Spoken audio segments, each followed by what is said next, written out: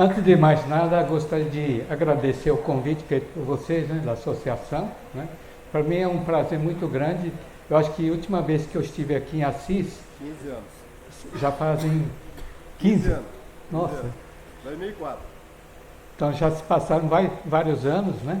Mas eu sempre estou vindo aqui na região do estado de São Paulo, principalmente o Bruno, meu cliente há muitos anos, né, Bruno? 15 anos. 15 anos, né? E a gente monitora doenças, seja de cana, de soja, milho, né? Através desse equipamento que está aqui na frente, que eu criei em 1986, um pouquinho no ano seguinte que descobri a brusone do trigo. E no caso da brusone do trigo, por exemplo, também quando a doença acontecia já não tinha mais o que fazer. Era só rezar para não causar mais prejuízo. Então eu criei esse equipamento um ano depois que eu descobri a brusone do trigo, e a partir de então eu estou utilizando esse equipamento para várias culturas. Hoje a gente trabalha bastante com cultura de soja, cultura de café, cana-de-açúcar, trigo, milho, né? É um instrumento simples, porém fundamental, né? Porque a gente fica sabendo, por exemplo, quando uma determinada doença estaria chegando na sua propriedade. Então, a gente associa as condições climáticas e a gente vai ver se há possibilidade ou não, né, de ocorrer a doença de forma epidêmica. O pessoal está escutando bem aí no fundo? Está me enxergando? É que eu sou muito alto, às vezes, né? E, bom, eu não sei se vai dar tempo, a discussão vai ser após... Isso, após a palestra. Após a palestra, ok. Então, eu vou deslanchando aí, né?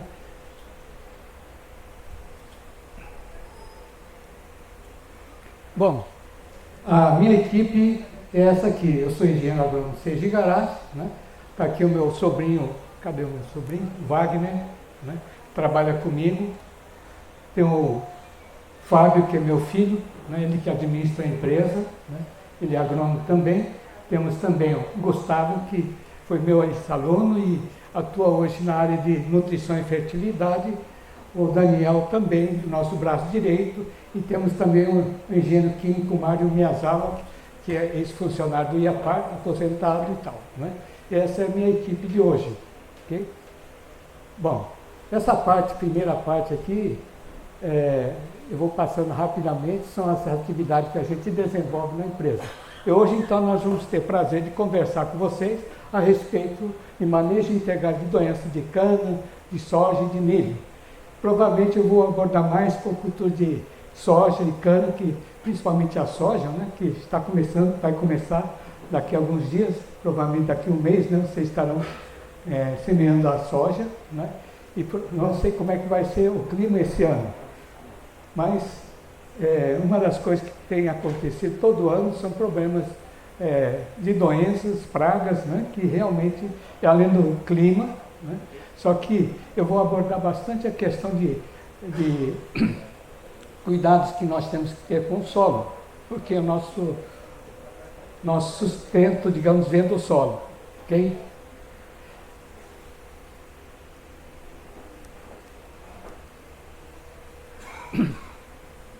Então, esses são os principais assuntos que a gente vai abordar hoje. Modelo de agricultura, os problemas, né? Solo, o maior patrimônio que nós temos, doenças dessas culturas, condições que predispõem à ocorrência, né? É muito importante a gente saber por que uma determinada doença está ocorrendo. Será que tem alguma coisa que nós temos tecnicamente para, né, reduzir a ocorrência dessa doença, né? Por exemplo, modelo de controle adotado hoje. Como é que a maioria das pessoas estão fazendo o controle? Será que realmente estão trabalhando tecnicamente? Né?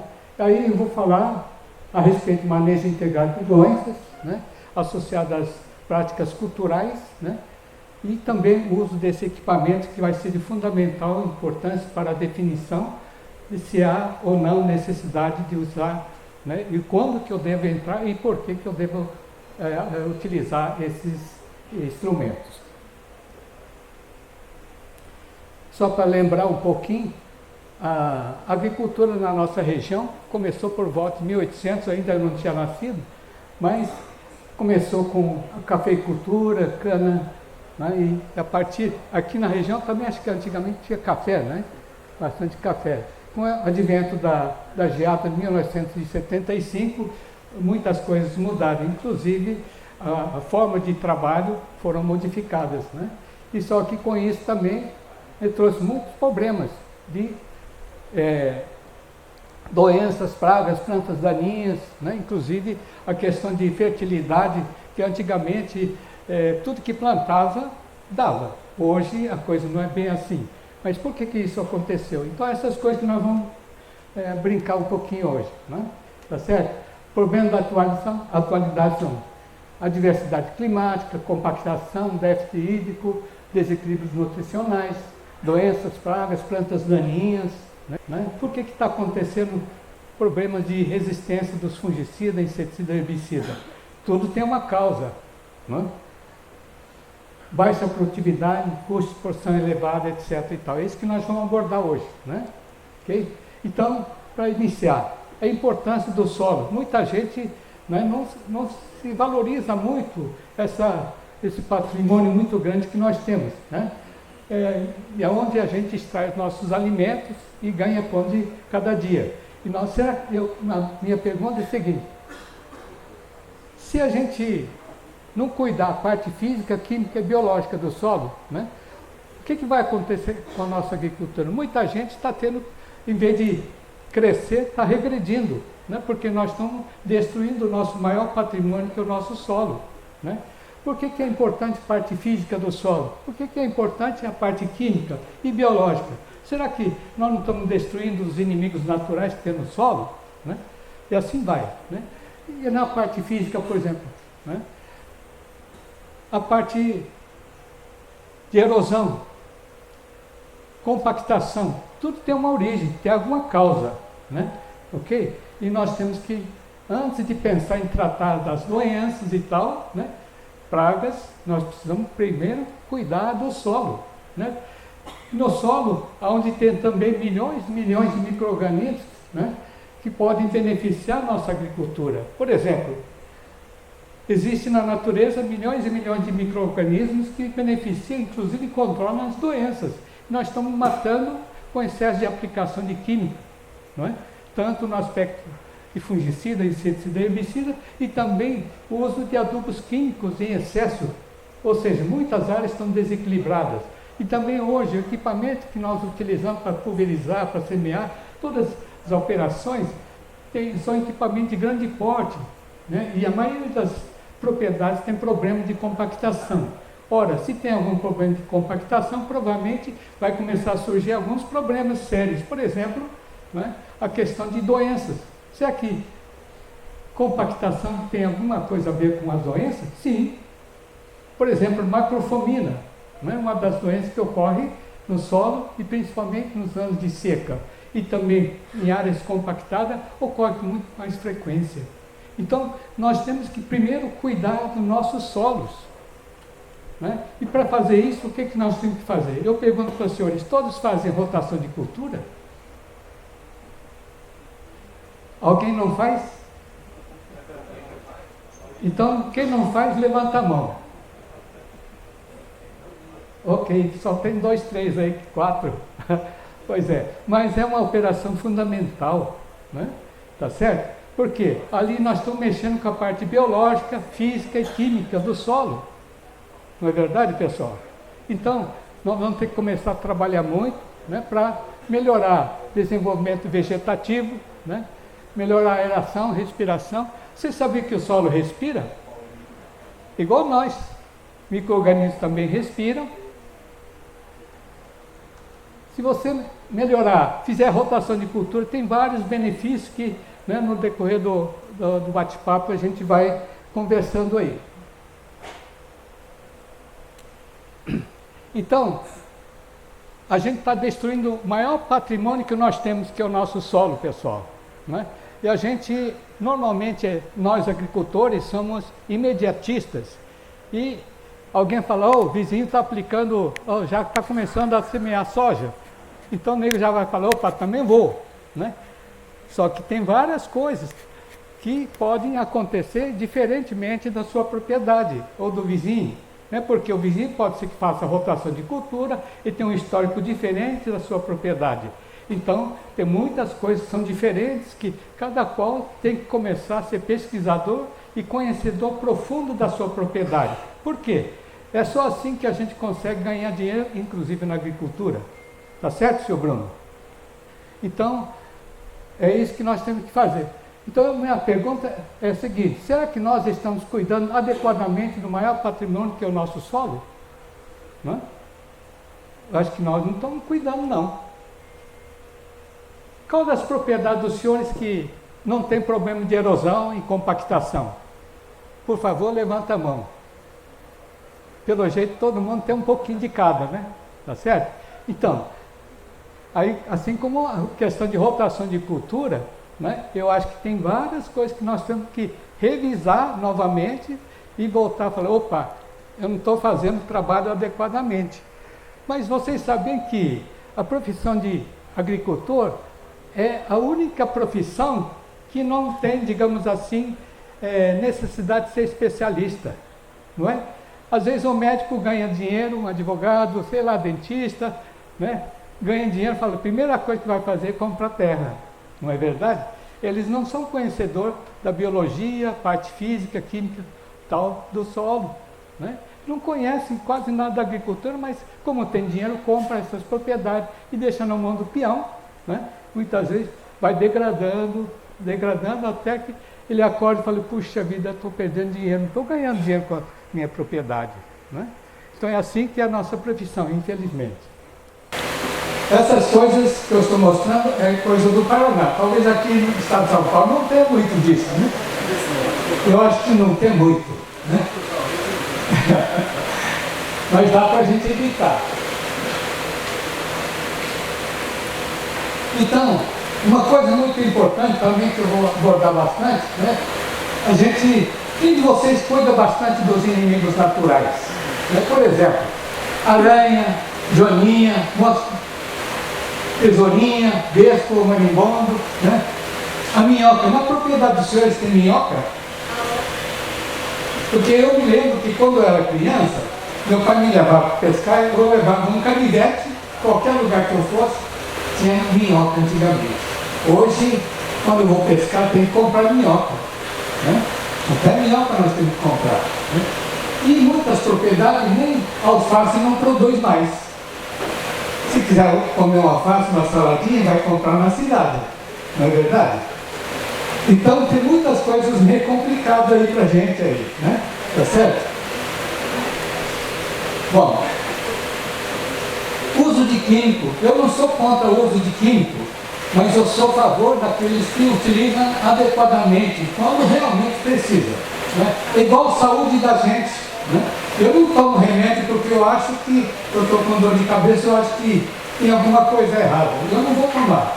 Melhor tomar um choquinho gelado, né, num calor desse, do que um remédio melhorar, sei lá o quê, né? Não é verdade, pessoal? Então, na planta é a mesma coisa, né? A gente tem que conversar com a planta, entender, conversar um pouco com o solo, verificar, né, o que realmente o solo está querendo que a gente faça.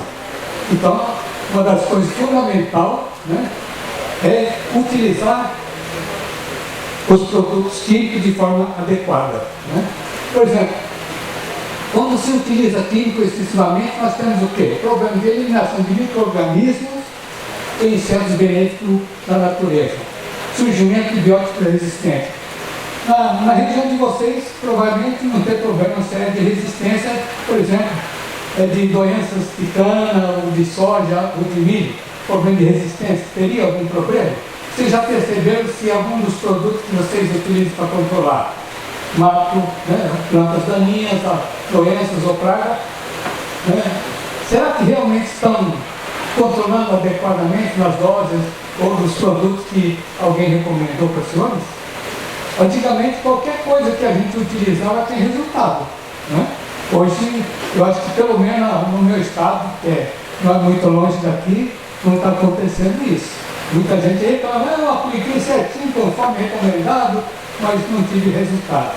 Né? É que, na verdade, a agricultura é conjunto de técnicas que, no finalmente, pode dar lucro ou não. Porque quem que trabalha não pensando em ter lucro? Eu acho que todos nós temos que ganhar dinheiro com a agricultura, afinal é profissão da gente, ok? Tem que sustentar a esposa, os filhos, os netos, etc. Então, temos que trabalhar adequadamente. Por exemplo, por que estamos tendo muita elevação de custo de produção e pouca produtividade? Qual que é o potencial máximo de produção, por exemplo, de soja, cana e milho na região? Cana vocês estão produzindo 150, 200 toneladas? A soja vocês estão produzindo acima de 100 sacos por hectare? E o milho? 400, 500 sacos? Ou será que nós não estamos conseguindo atingir esse patamar? Se não estamos atingindo esse patamar é porque estamos fazendo alguma coisa errada. Não é verdade? Como é o nome do senhor? Sim. Eduardo? Ah, Flávio. O senhor tem propriedade? Não. Ah, tá. Então, estou falando que o pessoal errado, mas eu ia perguntar se... Bom, deixa para lá. E o senhor? Pesquisador. Ah, tá. Só para errar, deixa eu errado aqui. Ah, o colega Salvador? Então eu vou fazer, já que está perto de mim. O senhor faz rotação de cultura? Tá. O senhor tem problema de compactação? Às vezes. O senhor tem, por exemplo, cultiva o quê? Soja, cana e milho? Tá. Como é que tem sido a produtividade da soja na sua área? Em média, nesses últimos 3 anos. Eu diria que, assim, já considerando, já tirando a umidade que a gente pega na cooperativa, etc., entre 140 e 160 sacos por alqueire. Ok. Isso. E a cana? Com a cana, a gente começou um trabalho de ambiente e nutrição, descompactação e etc. A cana, a gente consegue, finalmente, depois de um trabalho bem extensivo desse, a gente conseguiu 184 toneladas no primeiro corte, mas eu vinha de médias muito mais baixas do que isso, mas o resultado disso realmente foi, como o senhor colocou no início, foi cuidar do solo inicialmente, que ele não estava assim, a variedade adequada e muito trabalho com nutrição para chegar nesse resultado. Ok. Bom, eu acho que eu falei com o pessoal errado, então, tá pelo... Pessoal, agora... Mas tudo bem, né, pessoal? Mas eu acredito que a média da região não é isso aí. Né? Isso. Então, a partir do momento que a gente começa a utilizar tecnologias, começar a cuidar do solo, principalmente, que é o nosso ganha-pão, né? Começa gradativamente a melhorar. Só que nós não podemos parar, tem que dar continuidade, não é verdade? São patrimônios que nós temos que deixar para os nossos filhos, para netos e bisnetos, etc.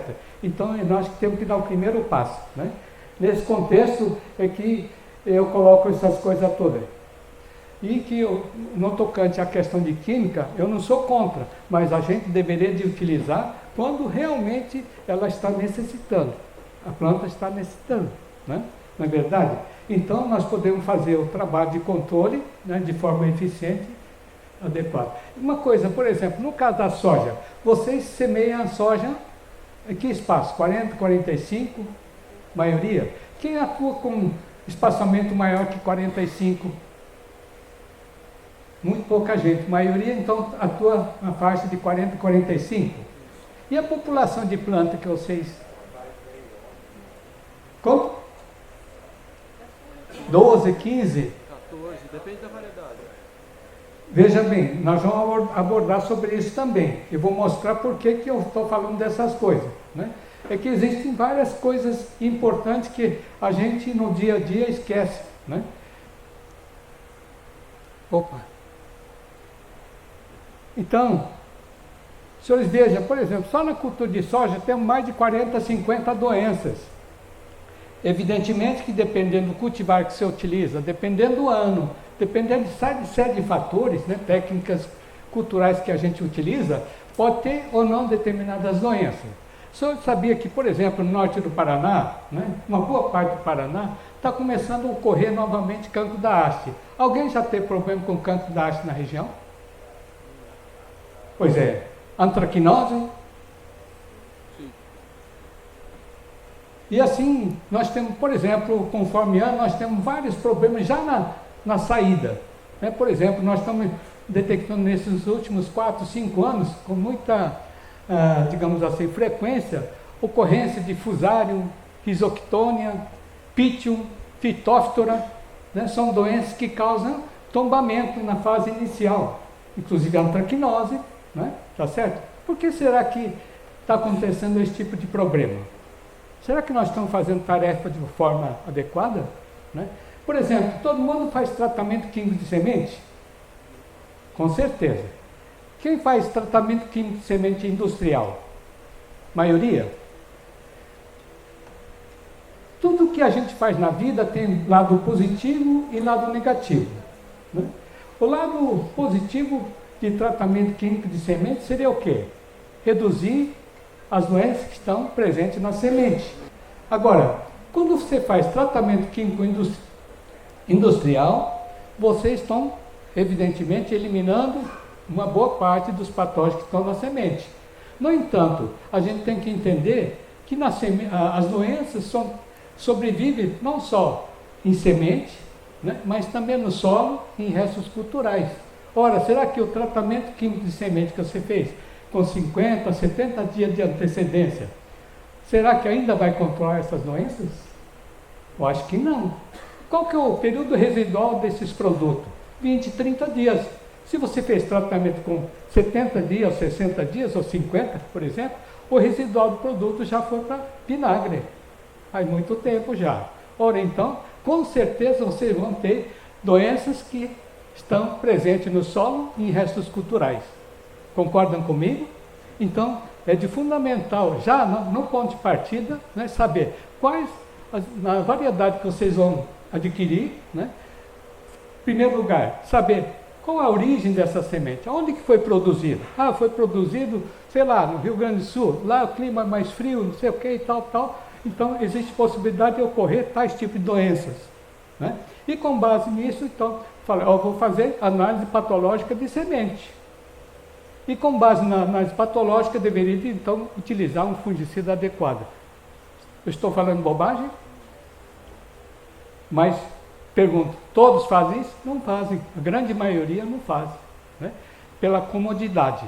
É mais fácil comprar semente tratada, não é? Mais fácil, né? Bom,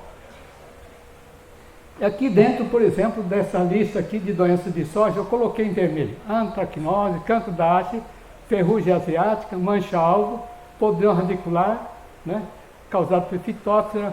Ali embaixo tem a macrofomina, que é a podridão de carvão e tal. Todas essas doenças, na maioria das regiões que eu conheço, né, está ocorrendo todas essas doenças aí nesses últimos 4, 5 dias. Eu tenho recebido amostra de Rio Grande do Sul até Goiás, Minas, para fazer patologia dessas plantas. O pessoal começa a ver a planta morrer, então manda para a gente analisar. E a gente está encontrando a maioria desses fungos que estão escritos em vermelho, né, presente nessas plantas. Ora, o que está acontecendo? Primeira coisa, por não fazer as tarefas direitinho em casa, né, então essas doenças estão acontecendo. E cancro da haste, né, vocês lembram, começou a ocorrer no Paraná final da década de 80, e aí já faz 4 anos mais ou menos que nós estamos detectando com frequência. Logicamente que tem algumas doenças como mofo branco, que provavelmente aqui na região não tem grande importância, né? Mas algumas regiões, dependendo da altitude, né? Então a gente sabe que pode acontecer essas doenças, inclusive da variedade que a gente utiliza, né? Então temos que tomar cuidado. Outra coisa também, nós temos doenças bacterianas, doenças viróticas, nematóides. Né? Fora fungo, nós temos tantos outros problemas que a gente muitas vezes nem dá bola. Né? Por exemplo, na cultura de cana, né? Eu não sei se aqui na região de vocês tem grandes problemas com carvão. Tem muito produtor de cana aqui, pessoal? Significativo já, né? Então, vocês têm problema de carvão? Só que, normalmente, o produtor enxerga carvão quando forma chicote, não é verdade? Só que muitas vezes, nas áreas de vocês, por exemplo, tem observado que tem perfil que está morrendo? Ora, tem muitas razões para isso, muitos motivos. Pode ser problema de compactação, pode ser da própria falta de água, enfim, pode ser tantas coisas. Mas também, por exemplo, pode ser incidência de carvão. Se vocês cortarem, por exemplo, esses materiais, vocês às vezes vão encontrar a estrutura do fungo lá, no meio do como. Então, nós temos vários problemas que nós temos que analisar, Então, a gente como agricultor precisa conhecer várias coisas. Quais são os ambientes? Nós temos, por exemplo, na cultura de soja, inúmeras doenças. Então, nós temos que conhecer, saber quais são as principais doenças que ocorrem na minha lavoura, ou na minha região. Por exemplo, cada um dessas doenças tem condições de temperatura e umidade adequada. Só que tudo isso varia muito de acordo com as condições de trabalho que vocês desenvolvem na propriedade. Evidentemente, por exemplo, cancro da haste não deve ocorrer com muita frequência aqui. Ou alguém teve problema muito sério com cancro da haste nesses últimos anos? Acho que não, Por exemplo, cercosporiose, é muito comentado, o pessoal tem que começar a aplicar fungicida aos 30, 35 dias, 40 dias e tal. Será que realmente cercospora tem condições de ocorrer na sua região? Por exemplo, fungicida seria esse aqui, o cercospora seria esse aqui, 23 a 27 graus. Condições climáticas tem. Será que na semente tinha alguma coisa? Ela sobrevive no solo, em restos culturais também. Ora, então pode ser que seja realmente, mas a partir do momento que você faz tratamento químico de semente na véspera, por exemplo, da semeadura da soja, por exemplo, com certeza ela vai segurar bastante tempo, pelo menos 30, 40 dias estaria.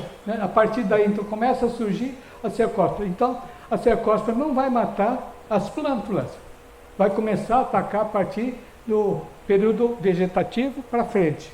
Não é verdade? Então, dispensa muitas vezes a aplicação de fungicida. E esse fungo também é transmitido através de correntes aéreas. Nós podemos também verificar com o uso desses equipamentos, Não precisa usar o meu, Pode utilizar outros tipos de equipamentos, Esse equipamento necessita de indivíduo para analisar microscopicamente e dizer, tem tais fungos, Mas provavelmente tem equipamentos que custam 20, 30 mil dólares, que pode ser mais automatizado e tal. Só que o custo é muito elevado. Então, por exemplo, ferrugem asiática. Vocês estão utilizando aplicação calendarizada? Por exemplo, alguém fala, vizinho está aplicando fungicida para ferrugem. Vocês não entram na onda também, não? Pois é. Então, todas essas coisas que nós temos que analisar. Temos que saber quando é que inicia, por exemplo, saber quais são as doenças que são disseminadas pelas correntes aéreas. Aí, a partir daí, então, a gente vai começar a analisar. Bom, tais tipos de doença precisa de condições de X tempo de umidade, ou seja, de molhamento, por tantas horas. Ferrugem, normalmente, se tiver orvalho das 10 da manhã até lá para as 6 horas da manhã, é suficiente. Só que nós temos condições de utilizar várias coisas. Por exemplo, cultivar mais tolerantes ou resistentes. Então, nem sempre a presença, por exemplo, de esporos que a gente detecta no coletor não significa a necessidade imediata de aplicar. Por quê? Para que uma doença possa ocorrer, além da variedade, nós temos clima, temperatura, umidade, o tempo de molhamento, e tal. E aí, há poucos instantes, falei de espaçamento e densidade de semeadura. Todos vocês trabalham nas propriedades que têm condições, trabalham com semeadura de soja, por exemplo, no sentido leste-oeste? O senhor é agricultor? Não? Puxa, só chute errado, hein? A Helena? É. Aí, eu pergunto, será que sabe por que eu estou fazendo essa pergunta para vocês?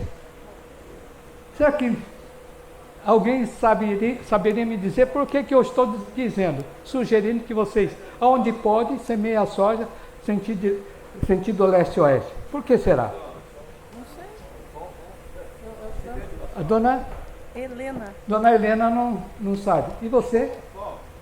Sol. Ah, então significa que se você semear só em direção leste-oeste, você tem praticamente 12, 15 horas por dia no verão. Qual que é a importância do sol? Luz. Fotossíntese, olha. E além disso, né, tem mais outra coisa que dificulta a ocorrência da doença. Eu falei de temperatura e umidade. Se você tem dia inteiro luz, né, aquece mais o ambiente e tudo mais, então o tempo de molhamento foliar também reduz, não é? Ora, para que uma doença fúngica, por exemplo, possa ocorrer, precisa de tempo de molhamento. Cada doença precisa de 6, 8 horas, ou um pouco mais, um pouco menos de molhamento foliar, não é verdade? Ora, então todas essas coisas, né? Então como é que a gente pode dificultar para que a doença possa ocorrer de forma epidêmica? Logicamente que se você tiver condições, a área que tiver condições de semear direção leste-oeste, vocês devem fazer isso. Só que só isso não basta, porque se você semear com espaçamento de 40, 45, com certeza, dependendo da variedade, né, ela vai fechar da mesma forma, ok? Então temos que conhecer se essa variedade, se quando a gente aumenta para 55, 60 de espaçamento, como é que vai ser o engalhamento? Então, cada produtor tem que ser um pouco pesquisador, pessoal, né? Não é verdade? De forma que, né, ou seja, cada produtor tem que conhecer o seu quintal para dizer, ó, na minha propriedade eu faço isso porque, né, meu solo é fértil, só que cresce demais, então ela fecha e tal, e quando eu aplico fungicida ou inseticida, o produto só atinge o terço superior para cima. Ora, então isso é uma das causas, por exemplo, da menor eficiência de controle, não é verdade? Se isso acontece, com certeza vai começar a surgir problemas de resistência dos produtos, seja para inseticida, fungicida, não é verdade? Então, é isso que nós temos que fazer, pensar um pouco, antes de qualquer operação que você for desenvolver, temos que pensar um pouco, não é verdade? Ainda tem tempo, né? Eu nem comecei a falar, mas... Olha aqui, por exemplo, nesse quadro nós estamos vendo essa morte dessas plantas aqui, não é causada por várias doenças aqui. Pitium, Phytophthora, Rhizoctonia, Fusarium, complexo de doenças. E aqui do lado nós temos, eu coloquei Pitium, mas também a temperatura elevada pode ocasionar esse tipo de morte ou queda, né? Estrangulamento causado por temperatura elevada. Ora, então muita gente, né? Nós temos algumas doenças que a gente chama de doenças abióticas, né? Que não são ocasionadas por fungo, nem por bactéria, nem por vírus. São originárias de outros fatores, né? Uma outra coisa que eu gostaria de deixar aqui com vocês seria o quê? A maioria dos senhores fazem o quê? Diagnóstico de doença através de sintomatologia. Por exemplo, aqui nós estamos vendo sintomas de ferrugem, ok? Quando a gente observa sintomas desse jeito, qualquer agricultor, qualquer elemento diz, ó, tem ferrugem na minha propriedade. Só que é a mesma coisa câncer. Depois de estar avançado, não adianta mais. Você pode fazer quimioterapia ou qualquer terapia da vida, não vai ter problema, quer dizer, não vai ter soluções, né? Nós vamos morrer mesmo. Aqui nós estamos vendo, por exemplo, mancha-alvo. Hoje a gente já está percebendo que com o uso excessivo de controle químico uso de fungicida para controlar a ferrugem, nós já estamos vendo que estamos tendo, inclusive, resistência para mancha-alvo. Muitos produtos que antes reduzia a população dessas doenças, nós não estamos tendo mais. Ora, então é o mau uso do produto, né, que está acontecendo. Aqui nós estamos vendo a antracnose. Nós não temos controle eficiente de fungicida que seja eficiente para controlar essa doença. Ora, temos também outras doenças, cercóspora, por exemplo. Pessoal, muita gente fala, né, que acontece cercóspora todo ano. Eu não estou vendo. Nas amostras que a gente recebe para fazer diagnóstico, muito raramente a gente tem detectado cercóspora na fase inicial, na fase vegetativa. Ora, então significa o quê? Que não está ocorrendo, principalmente na região de vocês, deve ocorrer com muito pouca incidência aqui, né? Aí, por que eu estou falando dessa forma? Porque quando a gente diagnostica a doença através de sintomatologia, então as plantas já estão sofrendo estresse. Então já está tendo prejuízo nessa fase. Então é muito importante vocês, por exemplo, diagnosticar a doença nessas fases aqui, ó.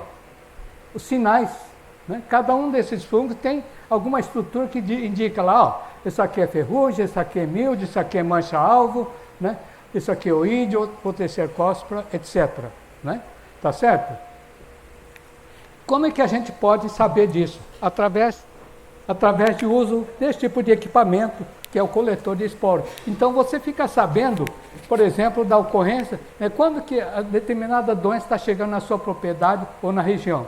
Né? Então, associado à presença ou não de estrutura do fungo, você pode começar a pesquisar. Seria interessante que cada proprietário ou cada região tivesse estação meteorológica onde pudesse dizer, opa, está começando a surgir, por exemplo, ferrugem asiática da soja. E o clima, daqui uma semana, 10 dias, está previsto para chover durante 3, 4 dias. Opa! Isso significa que vai ter o quê? Uma explosão de doença. Por que será que pouco antes, quando a previsão de tempo, né, indica chuva por 2, 3 dias, né, que tipo de importância nós teríamos? Nós sabemos que, por exemplo, 5, 10 minutos antes da ocorrência da chuva, geralmente acontece o quê? Velocidade do vento aumenta. Ora, a maioria dos esporos, por exemplo, do fungo, são disseminados pelas correntes aéreas, não é verdade? Ora, então, normalmente, digamos que hoje está vento, pelo que estou vendo, quase nada de vento nós temos aqui, né? Tá certo? Mas 5, 10 minutos antes da ocorrência da chuva, o que acontece? Velocidade aumenta para 15, 20 km por hora. Ora, nesse momento, então, muitos esporos vão ser disseminados, vão estar sendo transportados pelas correntes aéreas. Obrigado. Era melhor uma amarelinha, mas... Obrigado. Vai branquinha.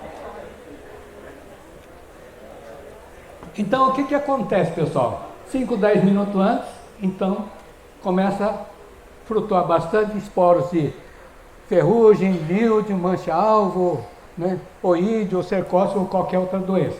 Ora, então, é muito importante saber qual doença que está chegando na minha propriedade.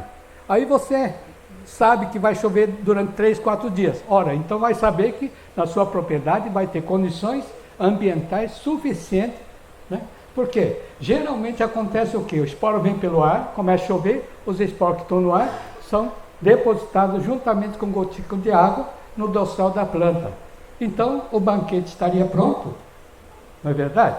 Ora, então, o que você vai fazer? Se tem previsão de 3, 4, 5 dias de chuva, então, se está sabendo que doença X ou Y está surgindo na sua propriedade ou na região, vamos aplicar fungicida preventivamente. Com certeza você não vai perder a aplicação de fungicida se a variedade for sensível para uma dessas doenças aqui. Concordam comigo, pessoal? Né?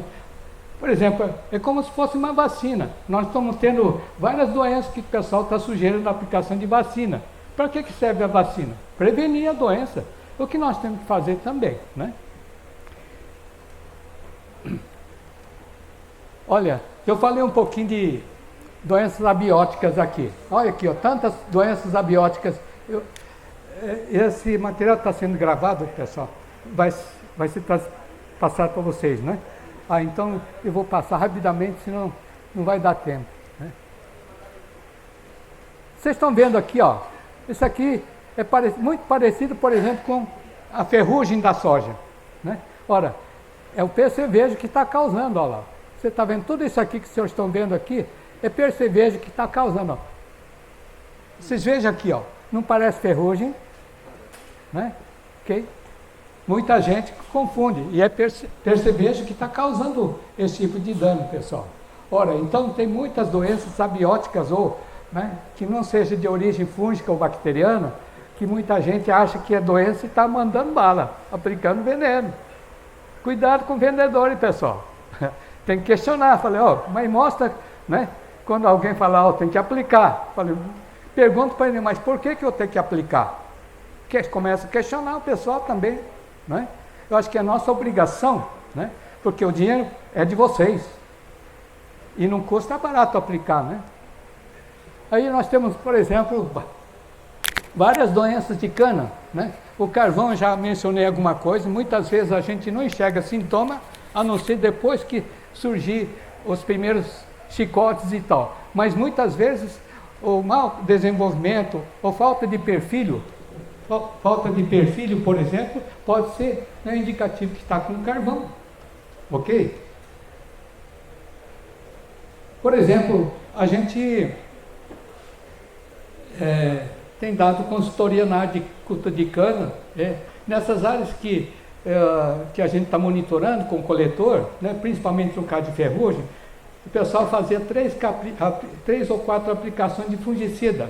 Hoje reduzindo mais de 50% de aplicação de fungicida por causa desse equipamento. Porque a gente fica sabendo, né, quando que essa ferrugem está chegando com maior frequência. E se essa ferrugem está germinando ou não. É muito importante. Às vezes, com temperatura muito elevada, quando o esporo é transportado pelas correntes aéreas, esses fungos, esses esporos desidratam e não germinam mais. Então você tem que saber, né? Você detectou 50 ou 100 esporos, por exemplo, num coletor desse. Você vai colocar para germinar. Se tiver, por exemplo, com baixa germinação, ora, eu não vou gastar dinheiro. E sabendo que não tem previsão de chuva, por exemplo, ora, né? Nós sabemos que a maioria das ferrugens necessita de temperatura de 18 a 25, 26 graus. Tem algumas ferrugens que gostam de temperatura um pouco mais elevada, né? Mas cada fungo tem suas condições ambientais que mais favorecem o seu crescimento. Então, cada uma dessas doenças que estamos aqui vendo, né? Esse ano, por exemplo, na região que a gente monitora, praticamente ocorreu carvão e as ferrugens. As demais doenças, como a eumitosporiose, cercospora, né, não têm ocorrido com muita frequência, por causa das condições ambientais, né? Então é muito importante a gente saber, né, que doença está ocorrendo na sua região, de forma que a gente possa utilizar produto adequado com aquela situação, né? Ok? Essas são as doenças mais comuns, né? Podridão vermelha, causada por antracnose, né? É uma doença que nós não temos ainda fungicida. Eu tenho uns 40 e poucos anos de trabalho, né, como agrônomo, mas única antracnose que a gente... o único produto que controlava a antracnose de feijão, por exemplo... Puxa vida, eu não falei nada aí, já está acabando. Bom, era um produto chamado Mertim. E hoje, né, para cana, soja, para nenhuma cultura nós temos fungicida eficiente. Então temos que começar a trabalhar antes de implantar essas lavouras que seja suscetível, por exemplo, a determinadas doenças, né? Aqui nós temos, por exemplo, uma doença que preocupa bastante a gente seria podridão abacaxi, por exemplo. Essa doença causa problemas, por exemplo, por alguns motivos. Primeiro, se você implantar lavoura, né, plantar a cana, por exemplo, no inverno, em função da temperatura baixa, o que acontece? A planta demora muito para germinar e emergir. Ora, então vai ter mais tempo para fungo desenvolver, né? Mesma coisa nas condições de seca. Então, no caso de podridão abacaxi causado por ceratocite, por exemplo, também por falta de água, pode fazer com que, no caso da cana, por exemplo, nós temos bastante reserva, não é? Tá certo? Então ela consegue germinar. 10 minutos? Tá. Puxa vida.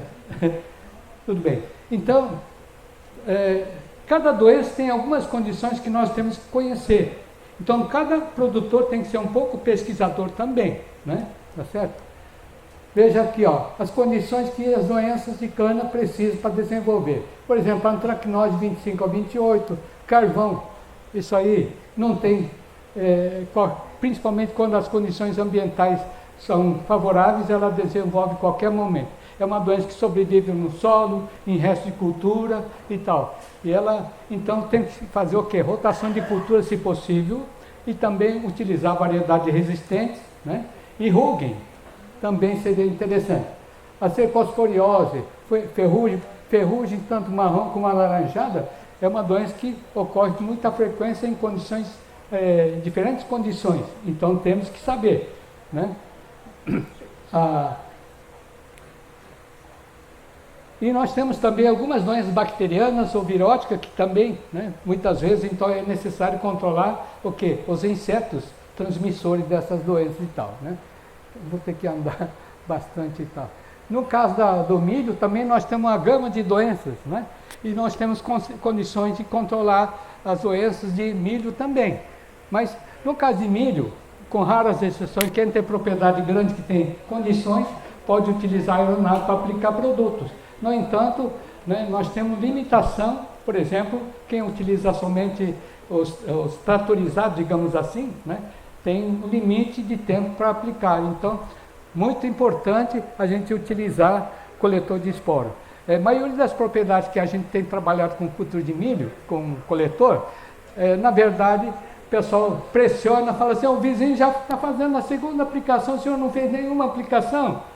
Mas a gente baseia no quê? Na presença de estrutura do fungo, né? Então, a maioria das pessoas que trabalham conosco não tem feito aplicação para controlar muitas doenças de milho, né?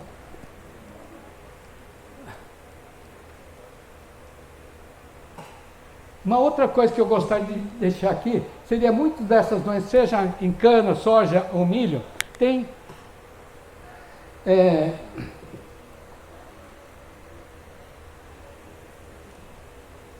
tem o quê? É que eu comecei a pensar, eu tenho só mais 5 minutos, o que eu devo falar, o que eu não devo falar? Pode estender mais 10 minutos, não tem problema. Pode. Tá, então. Bom. Uma coisa muito importante, pessoal, todas as doenças, seja de cana, soja ou qualquer cultura, saber quando a doença ocorre de forma epidêmica, em que condições que nós precisamos, quer dizer, a doença precisa para evoluir. Nós temos que ter pelo menos 3 coisas: a doença, hospedeiro suscetível e ambiente favorável. E a doença ocorre de forma epidêmica somente quando esses 3 fatores, né, associado ao 4º elemento, que é o homem, que você pode utilizar espaçamento, densidade de semeadura, série de fatores aí, que, né, rotação de cultura, né, e que dificulta, né, a ocorrência dessas doenças aí. Então, essa é uma forma que nós temos que trabalhar aí, né? Por exemplo, características de algumas doenças. No caso da cana, por exemplo, nós temos a ferrugem, por exemplo, marrom, ocorre com maior intensidade na fase inicial, em 2, 3 meses, até 4, 5 meses. É nesse período que você tem que saber quando que a ferrugem está chegando, né?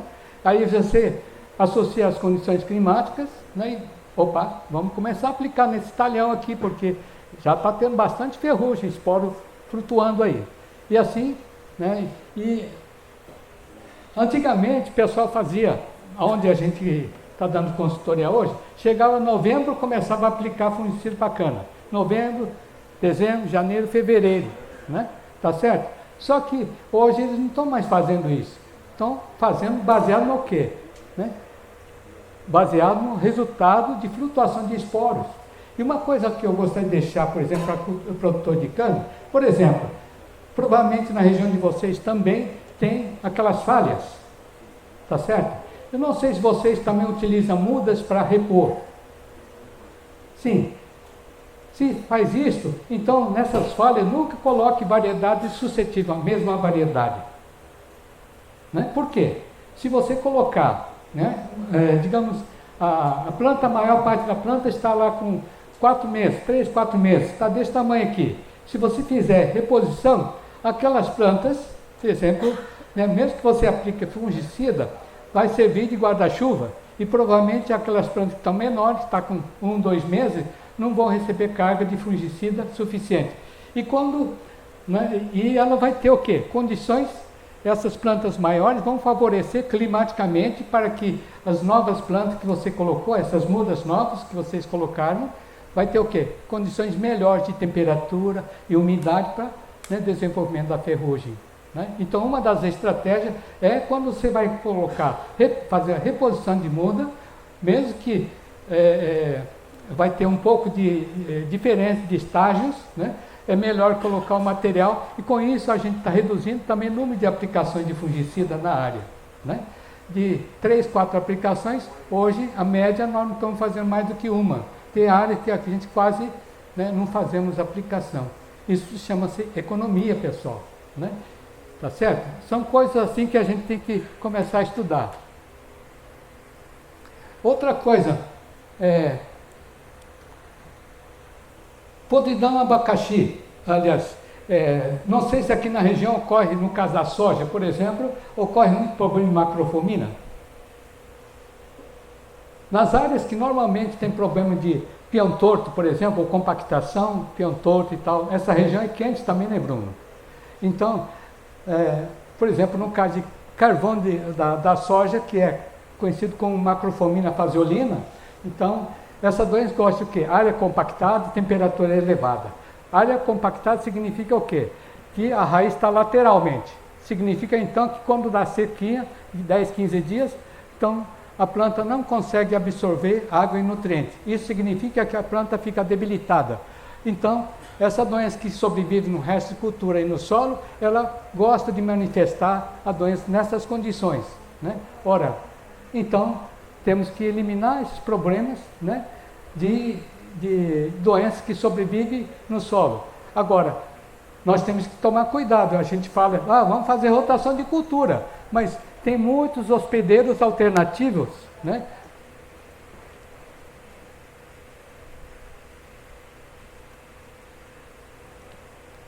Por exemplo, hospedeiros alternativos da soja, antracnose da soja. Olha aqui, ó, tantos hospedeiros aqui.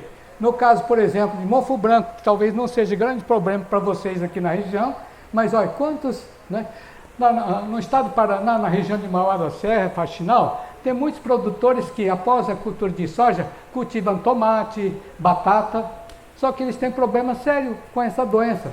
Olha aqui, ó, eles cultivam tomate, repolho, etc. e tal, então, são todos hospedeiros.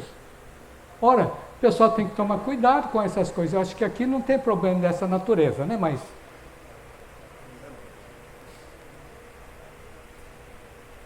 outra coisa bastante importante seria o quê? Tempo de sobrevivência desses micro-organismos no solo. Por exemplo, Phytophthora. A gente falou de Rhizoctone, Pythium. Olha aqui, ó, sobrevivência 5 a 15 anos para Fusarium, 2 a 8 anos para Phytophthora. Né? Então, cada fungo tem tempo, né?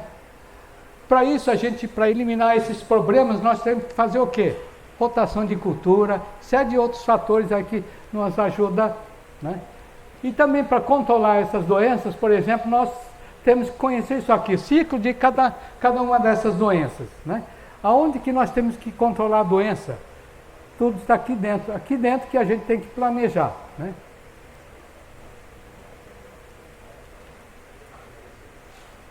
Isso aqui é uma área de rotação de cultura, né? Mix de culturas que a gente utiliza, né?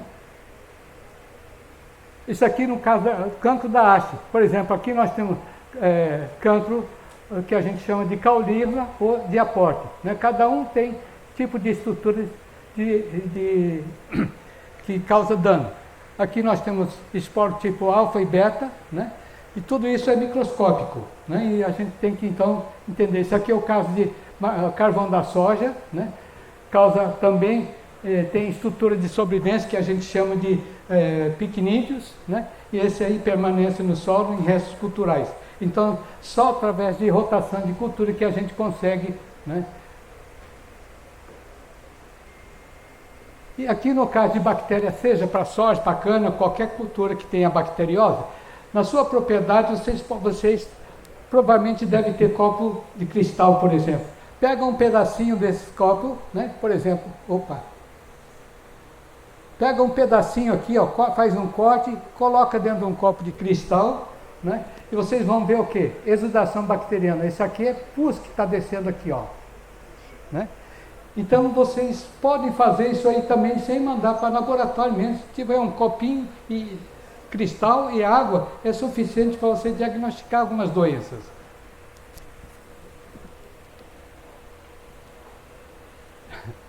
Na verdade, eu poderia ficar a tarde toda aqui, mas pelo jeito. O que eu estava falando no caso da soja, né? A maioria faz de 2, 3, 4 aplicações. Aqui, né, tratamento químico de semente, aí 30, 40 dias está fazendo a primeira aplicação e cada 15, 20 dias fazendo a segunda e terceira sucessivamente. Só que desvantagem desse tipo de operações seria que a aplicação, muitas vezes sem necessidade, causa de estresse às plantas, né, provoca estresse quando você aplica produto, causa estresse às plantas, eleva custo de produção, difícil de posicionar estrategicamente, né? Quando que eu devo fazer a primeira aplicação? Porque você não sabe se tem doença ou não tem, né? Só que quando, se vocês quiserem, nós temos condições de, né, diagnosticar quando que determinada doença está chegando na sua propriedade. Isso vai dizer, olha, mesmo para ferrugem dá para a gente trabalhar tranquilamente. Só que a presença de alguns esporos não significa a necessidade imediata de aplicar, né? Tá certo? Olha aqui, ó. Essas aplicações, por exemplo, está proporcionando o quê? Aqui, ó. Esse produto Folicur, né? No início do surgimento da ferrugem, era um dos melhores produtos. Mas, com o decorrer do tempo, 4 anos depois, 5 anos depois, olha, a eficiência caiu de 90% para 20%, 18%, 15%. Por quê? Esse é por causa do mau uso, pessoal, né? Uso contínuo de mesmo produto. E hoje nós não temos mais praticamente nenhum produto, né, acima de 80% de eficiência de controle para ferrugem. Ora, isso é preocupante. Nós somos um dos maiores produtores de soja. E aqui também, na região de vocês, né, produz bastante soja. E se não tiver os produtos, como que nós vamos fazer? Então nós vamos ter que começar a utilizar outras estratégias também para minimizar, né, os problemas originários por causa da doença.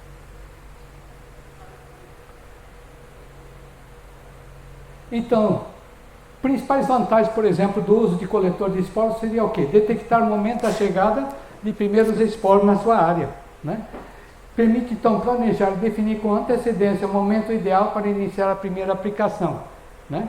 Tá certo? Melhorar o nível de eficiência de controle também. Só que para isso, nós temos que trabalhar também com espaçamento e densidade de semeadura. Só que quando se vai alterar esses espaçamentos, se a gente fizer em qualquer propriedade que tem problema de desequilíbrio nutricional, nós vamos ferrar o bolso do agricultor. Então nós temos que primeiro preparar o solo para isso, ok? Então não é qualquer um que vai utilizar 60, 55, 60 de espaçamento, porque se fizer isso pode cair do cavalo. Então o solo está equilibrado nutricionalmente para a gente fazer essas trocas, né? Tá certo? Tem que tomar cuidado.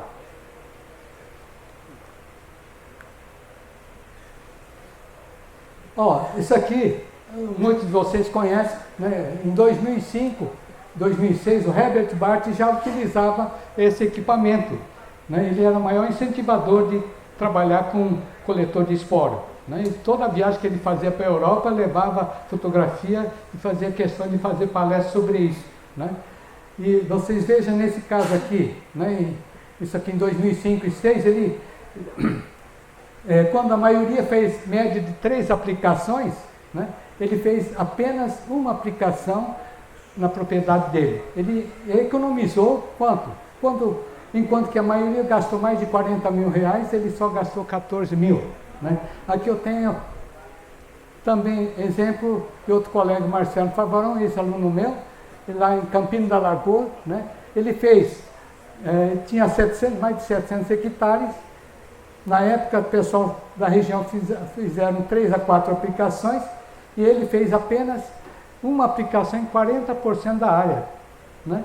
E ele teve uma economia muito grande. Enquanto o pessoal gastou mais de 130 mil, ele gastou apenas 18 mil. Ora, aqui tem um caso do nosso amigo Bruno Schlegel. Você lembra disso, Bruno? 2005 e 2006, né? Enquanto a maioria fez de 2 a 3 aplicações, gastou 94 mil reais, ele fez uma aplicação em 23% da área. Né? Olha quanto que ele gastou. Enquanto a maioria gastou 94, ele gastou apenas 7 mil. Ok? E assim vai. Né? Tem esse cliente já trabalha comigo mais de 10, 12 anos, né? Também a mesma coisa. Né? Aqui tem um pequeno proprietário lá no município de Rolândia, né? Também, nesse caso, ele fez, a maioria fez 4, média de 4 aplicações, ele fez 2 em 53 hectares e obteve um lucro significativo. Diferença, o importante é no finalmente chegar e falar, ó, esse ano sobrou uns trocados para mim, tomar umas pinguinhas aí, né? E dar um presentinho para a esposa. Né? Isso é uma coisa importante também. Né? Hoje em dia, a gente tem que puxar um saco das esposas, porque, né, realmente é importante isso. Aqui eu estou mostrando mais 5 minutos, tá, pessoal? O fato de a gente detectar esporo não significa necessidade imediata de aplicação. Eu estou fazendo exemplo de ferrugem da soja aqui, tá ok? Aqui, nós temos dados, nesse caso, de 2005 até 2013, 14, aqui, ó.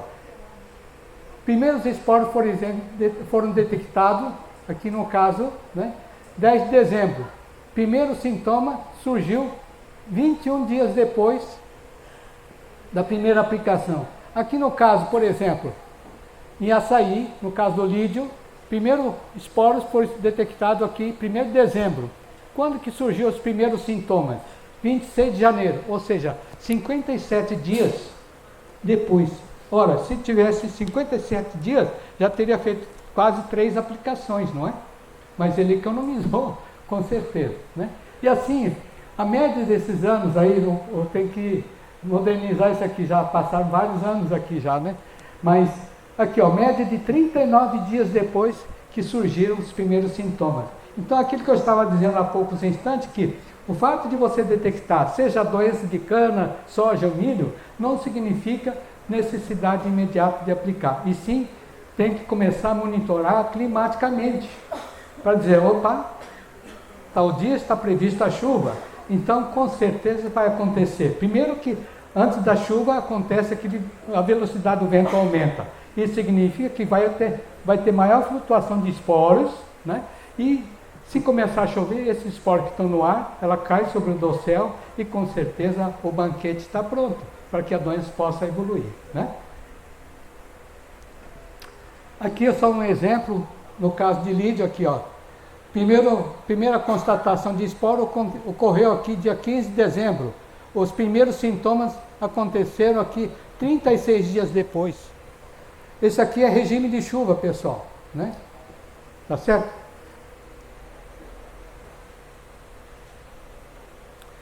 Com relação ao espaçamento de densidade, que eu estava falando de fotossíntese e outras coisas mais, ventilação, veja isso aqui, ó. Quando você faz a aplicação, isso aqui, lado esquerdo aqui, esse é espaçamento de 60, lado direito aqui, 0,40 de espaçamento, ok?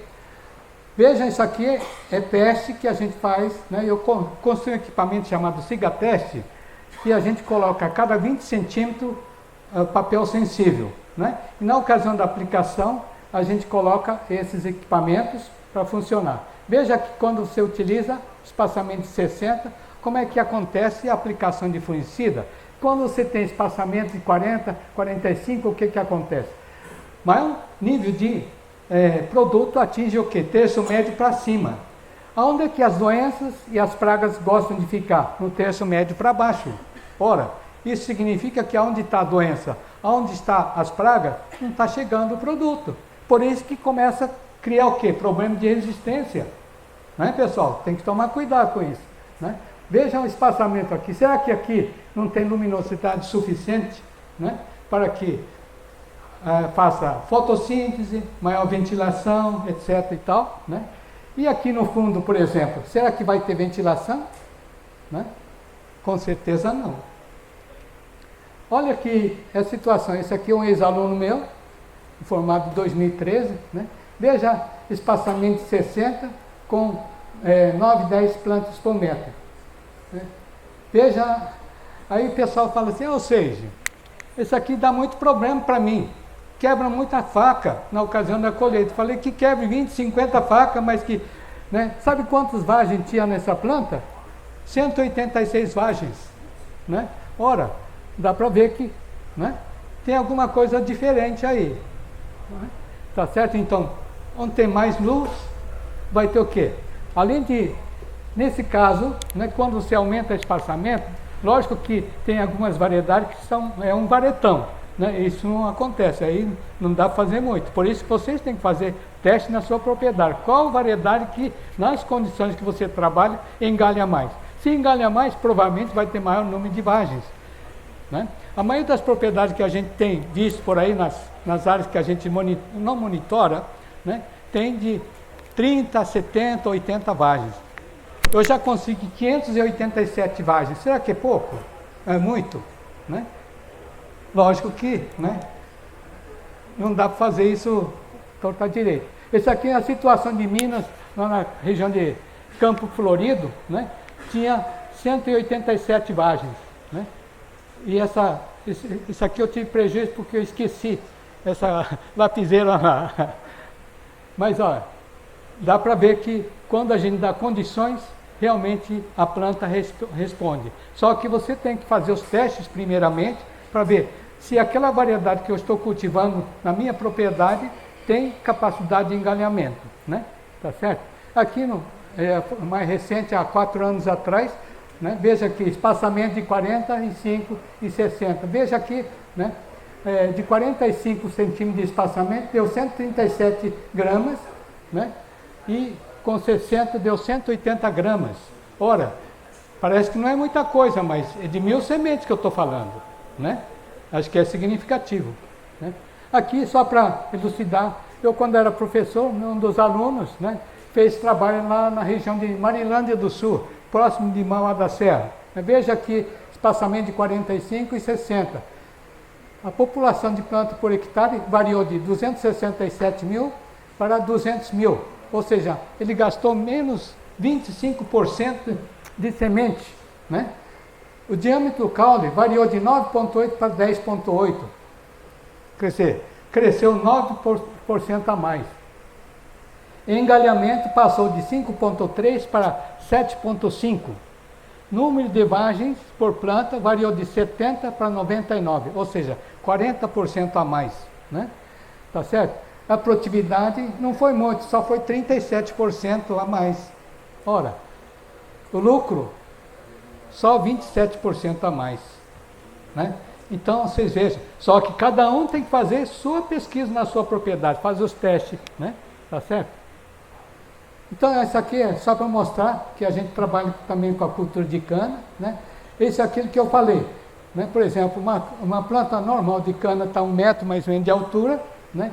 E a planta, aqui tinha uma planta que nem apareceu direito aí, né? Estava bem menor aí. E nessas que estão acontecendo bastante ferrugem. Então, se vai fazer reposição de mudas, coloque em variedade resistente nesse meio, embora não seja, que seja mais ou menos, possa atingir o mesmo ciclo, né? Tenha o mesmo ciclo e tal. Bom, acho que eu vou encerrando por aqui. Então a gente, para nossos clientes, geralmente a gente coloca essas coisas, planilhas, né? Para acompanhamento. Então, por exemplo, ponto de amostragem feito, né? Digamos, pode pegar 3, 4 pontos dentro da propriedade, fazer levantamento, qual doença que está ocorrendo na sua propriedade e tal. Todas essas coisas ajudam. Dados climáticos, outro fator bastante importante, né? Na verdade, cada um dos proprietários deveria ter sua estação meteorológica, porque esse que a gente recebe, às vezes, é muito distante, né, Bruno? Então, acho que seria ideal que cada um tivesse, né, essas estações para a gente poder monitorar as doenças que estão ocorrendo e se tem condições realmente para esporos germinarem e causar dano. Então, mais ou menos, é isso que eu queria. Desculpe ter passado mais de 20 minutos aí, né? Ok? Então, muito obrigado por enquanto, né?